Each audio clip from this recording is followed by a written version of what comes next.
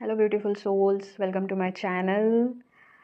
क्या आप रोज़ ओवरथिंक करते हो? मतलब हर वक्त डर में रहते हो, आपको सेफ्टी महसूस नहीं होती है, ऐसा लगता है आज कुछ बुरा होने वाला है। मतलब आप जब भी सुबह उठते हो तो आपको ऐसा फ़ील होता है आज बस कुछ बुरा होने वाला है, आज ऐसा नेगेटिव वाली फीलिंग आती है, पैनिक अटैक्स आते रहते हैं, हर छोटी बात पे इंट्यूशंस आपके तेज़ होते जाते हैं, बिन फालतू का फ़ियर रहता है और आपको बिल्कुल समझ में नहीं आता क्या हो रहा है, आसपास का एनवायरनमेंट भी आपको बहुत ट्रिगरिंग लगता है।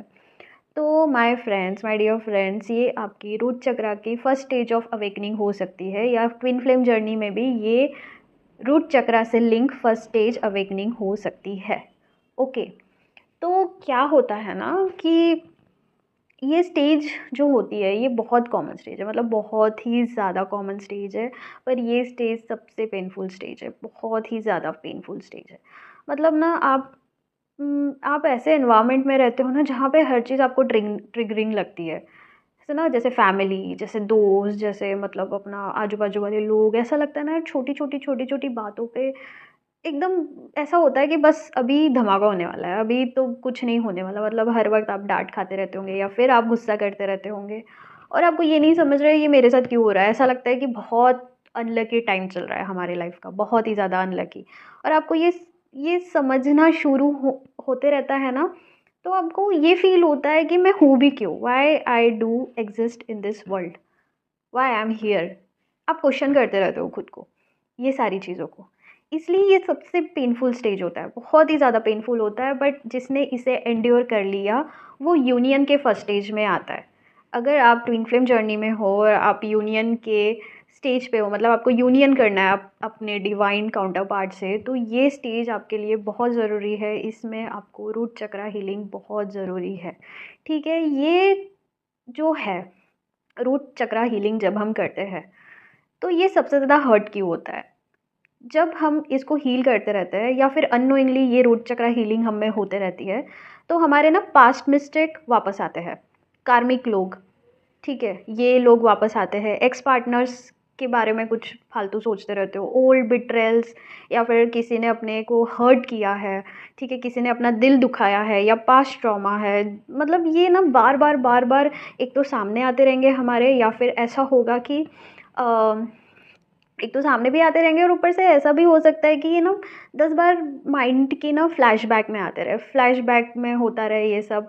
और ये बहुत ही ज़्यादा डिस्टर्बिंग वाला स्टेज रहता है। Like I have gone through it, I know it, I endured it, so I know कि ये कितना पेनफुल होता है। And if you people are going through it, so I understand what you are going through, really I understand what you are going through.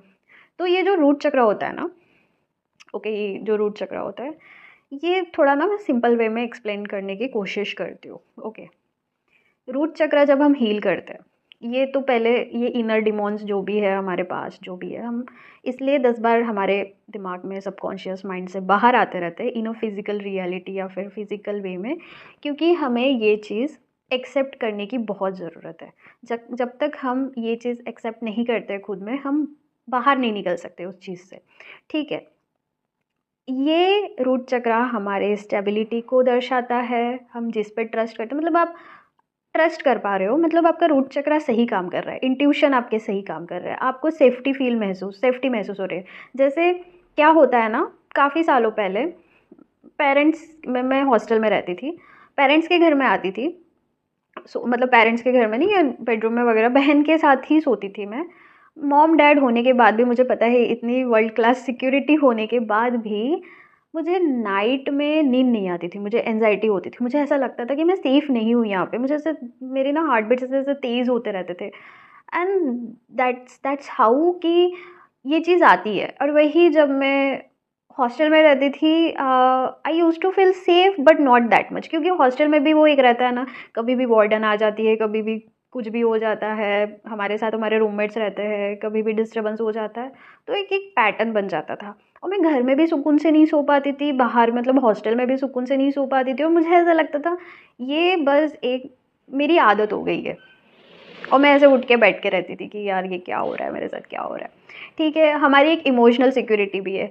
मुझे ऐसा लगता था ना कि या मैं घर में ही नहीं रहूँ, मैं ना बस चले जाऊँ, मेरे को नहीं रहना है यहाँ पे, मैं परेशान हो गई हूँ, घर वालों से परेशान हो गई हूँ, दुनिया वालों से परेशान हो गई हूँ। मैं ना ऐसे अकेले में ही बैठ के अपना काम करना पसंद करती थी, बिकॉज़ मुझे वो इमोशनल सिक्योरिटी कहीं से आती ही नहीं थी। मतलब मेरे हमेशा ही ऐसे समझो पंगे होते रहते थे, कुछ ना कुछ करके, and that's how so many people go through this. I know होते हैं जो भी, हम जब यूनियन में जाने की कोशिश करते हैं और हमें पता भी नहीं रहता है कि हम यूनियन में जाने के लिए रेडी हो रहे हैं यूनिवर्स के थ्रू, और ये चीज़ हमारे साथ होने लगती है। ये फर्स्ट स्टेज होता है हमको खुद खुद को चेंज करने का। ठीक है, यही चीज़ होती है जहाँ पे हम खुद को चेंज करना स्टार्ट कर देते हैं। जब हमारा रूट चक्र ब्लॉक होता है ना, तब हम बहुत ज़्यादा ओवरथिंक करते हैं, हर चीज़ को लेके हम ओवरथिंक करते हैं, हर टाइम फ़ियर में रहते हैं, हर टाइम डिप्रेस रहते हैं। हम सिचुएशन से ना क्या भागते रहते हैं, मतलब कोई सिचुएशन या रिस्पॉन्सिबिलिटी लेने के हम कैपेबल ही नहीं रहते। कोई कुछ बोल रहा है ना कि ऐसा लगता है यार मैं ना सीन नहीं होनी चाहिए यहाँ पे, ये रिस्पॉन्सिबिलिटी मुझे आनी नहीं चाहिए। फ्यूचर पता नहीं क्या करने वाले हैं हम, फ्यूचर में कोई आइडिया नहीं रहता फ्यूचर में भी। ठीक है, और ऊपर से ना हम अपनी ना आइडेंटिटी लॉस कर देते हैं, हमें पता ही नहीं रहता हम एक्चुअल में क्या है, हम आइडेंटिटी कैसी है हमारी, हम क्या है, हम क्यों है, कुछ नहीं समझ में आता। ये ना एक इमोशनल स्ट्रॉम होता है, क्योंकि ये एक ट्विन फ्लेम ट्रिगर होता है, ट्विन फ्लेम ट्रिगर होता है और रूट चक्रा ब्लॉकेज होता है। मैं अपनी एक स्टोरी बताती हूँ, मतलब जो जब मैं हील हो रही थी वो टाइम का एक एक किस्सा बताती हूँ। क्या होता था ना कि मैं इतनी पेन और फियर में रहने लगी थी वो टाइम पे, इतनी पेन और फियर में कि मतलब मुझे पता ही नहीं था कि मैं किसी चीज़ से सफ़र कर रही हूँ। अगर मैं किसी हॉस्पिटल जाती ना, पक्का वो लोग बोलते कि यार you are mentally unstable, but okay उनका अलग रहता है। You should check your, like अगर आपको कुछ प्रॉब्लम है तो you should check with your psychiatrist और something, because mental peace is very very important. But वो हम क्या है, हम मिडिल क्लास वाले लोग हैं ना, देसी लोग, हमारे पेरेंट्स को तो समझ में नहीं आती है ये सारी चीज़ें। तो होता क्या था ना, जब मैं बहुत ज़्यादा ट्रिगरिंग फेज़ में थी, मैं ना छोटी सी छोटी बात को बहुत ही ज़्यादा, मतलब बहुत ही ज़्यादा इंटेंसली सोच लेती थी। जैसे अगर कोई मेरे फ्रेंड्स है या मेरे कलीग्स है और उनके, मैं मैसेज कर रही हूँ और उनका ना लेट रिप्लाई आ रहा हो, जैसे 3-4 घंटे बाद, या किसी किसी का शाम में भी हो सकता है, वो बिज़ी हो, कुछ भी हो, मैं ओवरथिंक करते रहती थी, यार मैंने तो कुछ कर नहीं दिया, मेरी तो कोई गलती नहीं है, मैंने कुछ हुआ तो नहीं, किसी ने मेरे बारे में कुछ बोल तो नहीं दिया, क्या हुआ है। मतलब मेरा ना, मैं अपना काम छोड़ के ना 10 बार मैसेज चेक करते रहती थी, वो पैनिक सिचुएशन में रहने लगती थी। और वो इतना बेकार लगता था ना, मतलब ये कैसे यार कि हम खुद को छोड़ दे रहे हैं, हम छोटे जो चीज़ मायने नहीं रखती है हमारे लाइफ में, वैसे सिचुएशन को हम इम्पोर्टेंस दे रहे हैं, बताओ कितना बुरा लगता है, राइट। और ये इतनी बड़ी प्रॉब्लम थी भी नहीं, इसको प्रॉब्लम बनाती थी मैं। उस टाइम पे मुझे समझ में ही नहीं आता था कि मैं रिएक्ट कैसे कर रही हूँ, ये रिएक्शन क्या है मेरा, ये चीज़ मेरे लिए बहुत बड़ी लगती थी। और सही में अभी भी कोई मुझे दिखता है ऐसे फेस के थ्रू, मतलब ये फेस से गुजरते समय या जाते समय, तो मुझे पता है वो, उनको ये प्रॉब्लम कितनी बड़ी लगती है। तो मैं अभी भी ट्राई करती हूँ कि मैं जल्दी से जल्दी ना, कोई मैसेज कर रहा है तो मैं उसका रिप्लाई जल्दी देते जाऊँ, सीरियसली।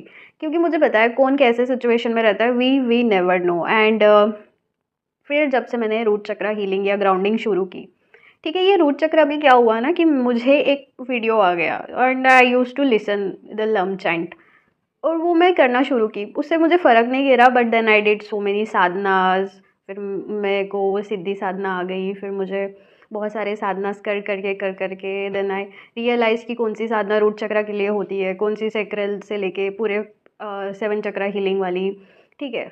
तो यूनिवर्सल एनर्जी आने लगती है, that's for the different scenario. But हाँ, जब मैंने अपनी साधना शुरू की, रूट चक्र हीलिंग शुरू की, चैंटिंग शुरू की है, तो धीरे धीरे क्या हुआ ना, मेरे अंदर से वो डर ख़त्म होने लगा, मेरे अंदर से वो जो चीज़ है, जब मैंने ग्राउंडिंग शुरू की, वो एक चीज़ ना रिलीज़ होने लगी। और मुझे ऐसा, मतलब मैं ना सिनारियो को अब पैनिक होने के बजाय ना, मतलब मैं कॉन्शियसली चेक करती थी कि यार बिज़ी होंगे, क्या ही हो जाएगा, क्या ही होगा, ये इंसान मेरे लाइफ से चले जाएंगे, अगर कुछ हुआ भी होगा तो क्या ही हो जाएगा, मैं मुझे क्या असर गिरेगा, मैं क्यों इतना इम्पोर्टेंस दे रही हूँ ये फालतू की चीज़ों में।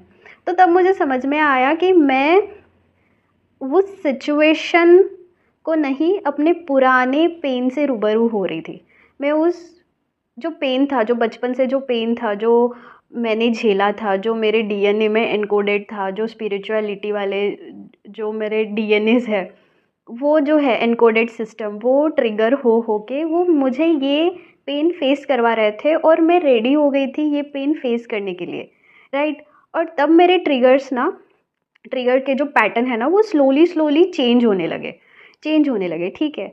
अब देखो, जो रूट चक्रा हीलिंग है वो ट्विन फ्लेम जर्नी में इतना इंपॉर्टेंट क्यों बन जाता है, क्यों इतना इंपॉर्टेंट है? अगर आप ट्विन फ्लेम जर्नी में भी नहीं हो तो भी रूट चक्रा हीलिंग क्यों इतना इम्पॉर्टेंट होता है? क्योंकि आजकल के भाग दौड़ के ज़िंदगी में इंसान ना खुद को एक्सेप्ट करना ही नहीं सीख रहा है। जब हम रूट चक्रा ग्राउंडिंग या हीलिंग करते हैं, हम चीज़ों को एक्सेप्ट करना शुरू कर देते हैं। हम अपने पास्ट मिस्टेक या गिल्ट को धीरे धीरे रियलाइज़ करते हैं और उसे एक्सेप्ट करना शुरू कर देते हैं। हम अपने प्रेजेंट सेल्फ को समझना स्टार्ट करते हैं।